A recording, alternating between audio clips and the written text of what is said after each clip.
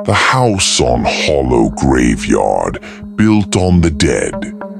In the quiet town of Coldwater, Ohio, there stands a house locals refuse to enter. To outsiders, it looks ordinary, a sagging Victorian, its paint peeling, its windows dark. But the townsfolk know its secret. The house was built on the bones of the forgotten dead. Decades before, the land was a cemetery, not a peaceful one, but a dumping ground for the unwanted. Paupers, criminals, plague victims.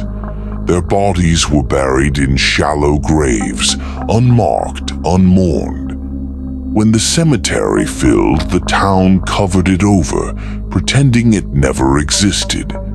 Years later, a wealthy family bought the land, ignorant of what slept beneath, and built their home. From the first night, things went wrong. Doors slammed in the middle of the night. The walls bled with condensation that smelled of rot. Children woke screaming, claiming pale faces were watching from their closet. At first, the family dismissed it, until the scratching began, from under the floorboards, from inside the walls, as if something buried was trying to get out. One night, the youngest son vanished. His bed was empty, the sheets soaked in mud. They found him in the cellar, staring at the dirt floor, whispering, "They want us to leave." But they didn't leave. They couldn't. The house itself wouldn't let them.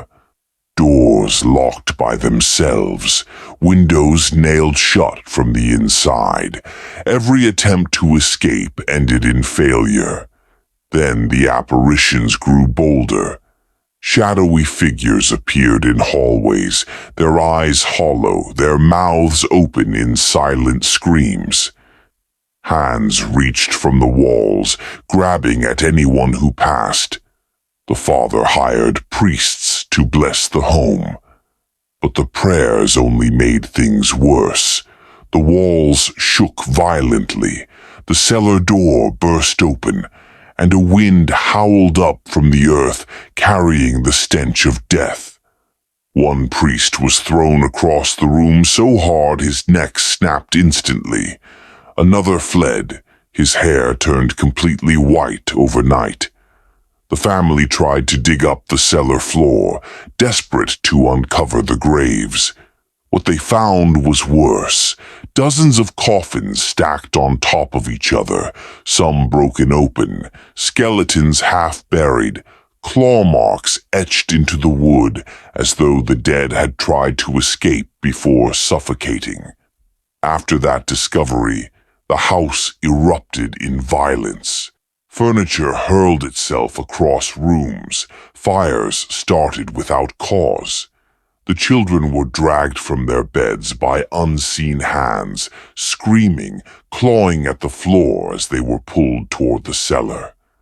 The mother swore she saw her dead father's face in the mirror, his jaw broken, his eyes black, whispering, "Join us." The family was never seen again. Neighbors reported hearing their screams for days, echoing through the night, until finally the house went silent. When authorities entered, they found the house empty. No bodies, no signs of escape. Only dozens of fresh graves in the cellar, each marked with the family's names.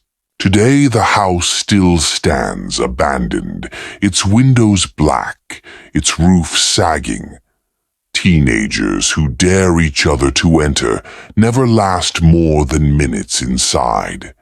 They claim the air grows so heavy they cannot breathe, and whispers rise from the floors, hundreds of voices chanting, crying, begging.